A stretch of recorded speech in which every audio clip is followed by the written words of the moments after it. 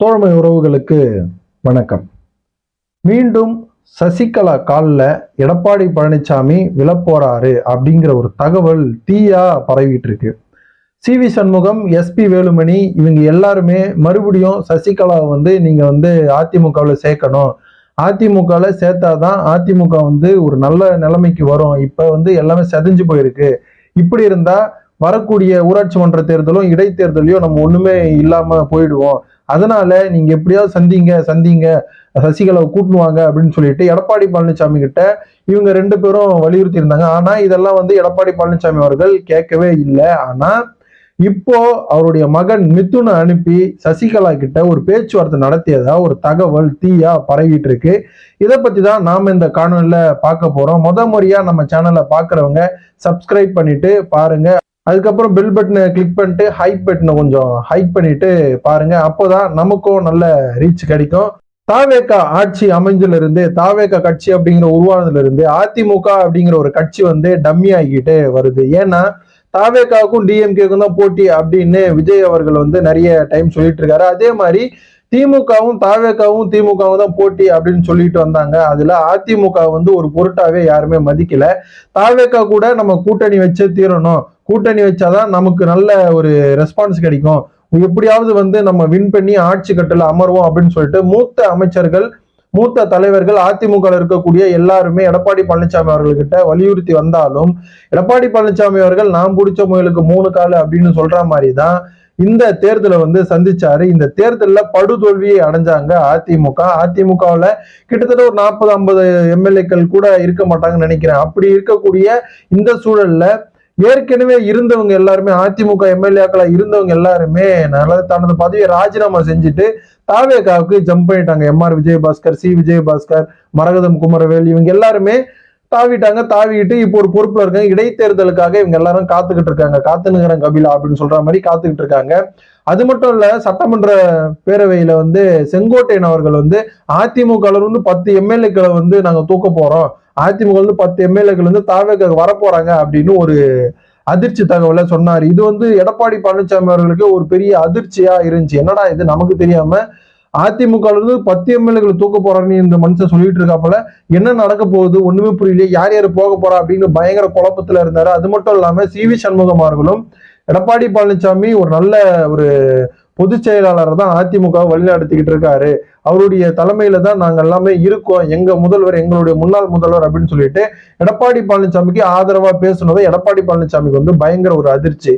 என்னது, ஒரு பக்கம் அவர் 10 எம்எல்ஏக்களை தூக்க போறோம் அப்படின்றாரு, இன்னொரு பக்கம் இவரு நமக்கு சப்போர்ட் பண்ணி பேசுறது ஒண்ணு விளங்கலையே, என்ன நடக்க போகுதுன்னு தெரியலையே அப்படிங்கிற மாதிரி யோசிச்சுக்கிட்டே இருக்கிற நிலையில எஸ்.பி. வேலுமணிக்கு ஒரு பெரிய ஒரு இடியா இருந்திருக்கு. என்னடா இது, சி.வி. சண்முகம், நத்தவ சொன்னாதுன்னு இவங்க எல்லாருமே சேர்ந்து, நம்ம எல்லாருமே சேர்ந்துதான் எடப்பாடி பழனிசாமி எப்படியோ பதவியில இருந்து இறக்கணும், அதிமுகவை ஒருங்கிணைந்த அதிமுகவை உண்டு பண்ணணும் அப்படின்னு சொல்லிட்டு நம்ம பிளான் பண்ணிட்டு இருந்தா, இப்போ திடீர்னு நம்ம கூட கூட்டணி வச்சிருந்தவங்க நம்ம கூட்டணியை உடைச்சிட்டு இப்ப எடப்பாடி பழனிசாமி ஆதரவா தாவிட்டாங்களே, இப்ப என்ன பண்றது அப்படின்னு சசிகலா அவர்கள்கிட்டயும் ஒரு பேச்சுவார்த்தை நடத்துறாரு. ஆனா சசிகலா, நீங்க எல்லாரும் சேர்ந்து தானே என்னை தூக்குனீங்க, நான் எப்படி உங்க கூட சேருவேன், இப்ப நான்லாம் வரமாட்டேன், ஒழுங்கு மாதிரியே ஓடி போங்க அப்படின்னு சொல்லிட்டாங்க. அதனால எஸ்.பி. வேலுமணி அவர்கள் வந்துட்டாரு. அதே போல எடப்பாடி பழனிசாமி சசிகலா அவர்கள்கிட்ட பேச்சுவார்த்தை நடத்துறதா ஒரு தகவல் வெளியாகுச்சு. ஆனா அதிகாரப்பூர்வமா எதுவும் வெளியாகாதனால எப்படியோ ஒரு சசிகலா இங்க வரப்போறாங்க, டிடிவி தினகரன் எல்லாம் வரப்போறாங்க. டிடிவி தினகரன்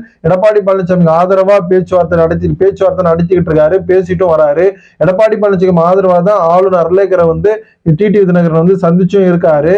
இதுல இருந்து எடப்பாடி பழனிசாமிக்கு ஆதரவாகவும் எடப்பாடி பழனிசாமி கூட கட்சியில சேர்றதுக்கு அமமுக பொதுச் செயலாளர் டிடிவி தினகரன் ரெடியா இருக்காரு அப்படின்னு ஒரு ஹிண்ட் கொடுத்திருக்காரு. இதனால எடப்பாடி பழனிசாமிக்கு ஒரு மன திருப்தி இருக்குது.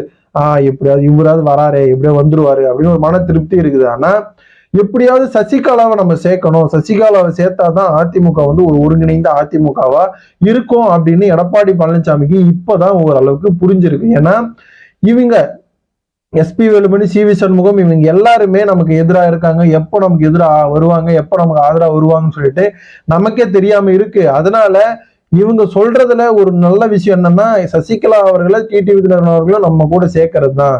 இதுல நம்ம சேர்த்துட்டோம் அப்படின்னா நம்ம பதவிக்கும் எந்த களங்கமும் வராது, நம்ம கட்சிக்கும் எந்த களங்கமும் வராது. அவங்க கிட்ட பேசி எப்படியெல்லாம் இந்த 10 எம்எல்ஏக்கள் வந்து போறாங்க, 10 எம்எல்ஏ தூக்க போறோம் அப்படின்னு செங்கோட்டையன் அவர்கள் சொன்னார் இல்லையா, அது கூட எம்எல்ஏ கிட்டையும் செங்கோட்டையன் அவர்கள்கிட்டயும் சசிகலா வந்து பேச்சுவார்த்தை நடத்துவாங்க அப்படிங்கிற ஒரு நம்பிக்கை கொஞ்சமா எடப்பாடி பழனிசாமி அவர்களுக்கு வந்து வந்திருக்கிறதா ஒரு தெரியுது, எல்லாருக்குமே தெரியுது. அதனாலதான் எடப்பாடி பழனிசாமி ரொம்ப ஹைப்ல இருந்தவர், இறங்கியே வரமாட்டான் அப்படின்னு சொல்லிட்டு உச்ச ஏணியில இருந்தவர் இப்ப கொஞ்சமா ஒரு 3வது படிக்கட்டுல 3வது ஏணியில நிக்கிறாரு. கொஞ்சமா இறங்கிடுவாரு அப்படின்னு எல்லாருமே யூகிக்கிறாங்க. இப்போ சசிகலா அவர்களை எப்படியாவது அதிமுகவுக்கு கொண்டு வரணும் அப்படிங்கிற ஒரு முழு வேலையில வந்து எடப்பாடி பழனிசாமி அவர்கள் இறங்கியிருக்காரு. ஏன்னா சி.வி. சண்முகம், எஸ்.பி. வேலுமணி இவங்க எல்லாரையுமே நம்ம தட்டி விட்டுறணும். இவங்க எல்லாருமே தட்டி விட்டாதான் நம்ம ஒரு சீரான ஒரு அதிமுகவையும், ஒரு பிரச்சனை இல்லாத ஒரு அதிமுகவும் நம்ம எடுத்துட்டு போறதுக்கு ஒரு நல்ல ஒரு சான்ஸா இருக்கும் அப்படின்னு சொல்லிட்டு தன்னுடைய மகன் மிதுன் அவர்களை வந்து சசிகலா அவர்கள்கிட்ட பேச்சுவார்த்தை நடத்த வந்து எடப்பாடி பழனிசாமி வந்து அனுப்பியிருக்கிறதா ஒரு தகவல் வெளியாகுது. அவங்க 2 பேரும் மத்தியில என்ன மாதிரியான பேச்சுவார்த்தை நடத்தப்பட்டது அப்படின்னு சொல்லிட்டு நம்ம பார்த்தோம்னா, இது மிதுன் அவர்கள் சொல்லியிருக்காரு, நீங்க வந்து அதிமுகவில இருந்து உங்களை வந்து வெளியேற்றதுக்கெல்லாம் அப்பா வந்து காரணம் கிடையாது, அதாவது எடப்பாடி பழனிசாமி அவர்கள் காரணம் கிடையாது, எல்லாம் சி.வி. சண்முகம், எஸ்.பி. வேலுமணி இவங்க கூட இருக்கிறவங்க எல்லாம் அப்பாவை ப்ரெஷர் பண்ணி அப்பா கிட்ட இவங்க எந்த வேலைக்கு ஆகாது, உங்க பதவி வந்து இதுவாயிடும், அதனால இவங்களை வந்து தனியா துரத்தி விட்டுருங்க, ஓபிஎஸ் அவர்களுக்கு பொறுப்பு கொடுங்க, அவர் பொறுப்பு கொடுத்து அவர் கூட வச்சுக்கோங்க அப்படின்னு சொல்லி எடப்பாடி பழனிசாமி அவர்களை மைண்ட் செட்டை மாத்தி தான் உங்களை வந்து இப்படி பண்ணியிருக்காங்க. அப்பாவுக்கு வந்து உங்களை வந்து வெளியே அனுப்புறதுல கொஞ்சம் கூட துளி கூட இன்ட்ரெஸ்ட் இல்லை, அவங்க கூட இருக்கணும், நீங்க அவருக்கு கொடுத்த அந்த முதல்வர் பதவியை வந்து அவர் வந்து ரொம்ப மதிக்கிறாரு, உங்களை ரொம்ப மதிக்கிறாரு, நீங்க நினைக்கிற மாதிரிலாம் அப்பா இல்லை அப்படின்னு ஆழ்ந்த பெருமையெல்லாம் சொல்லியிருக்காரு அப்படின்னு சொல்லப்படுது. இதுக்கு சசிகலா அவர்கள் என்ன பதில் சொல்லியிருக்காங்க அப்படின்னா, நீ யாருன்னு எனக்கு தெரியும், நான் யாருன்னு உனக்கு தெரியும், நம்ம 2 பேர் யாருன்னு சொல்லிட்டு உங்க அப்பாவுக்கு தெரியும் அப்படிங்கிற மாதிரி நீங்க எப்போ எப்படியெல்லாம் காலை பிடிப்பீங்க, காலை பிடிச்சிட்டு அந்த காரியம் ஆனதுக்கு அப்புறம் எப்படியெல்லாம் காலை வாருவீங்க அப்படின்னு சொல்லிட்டு எனக்கு நல்லாவே தெரியும் ராஜா.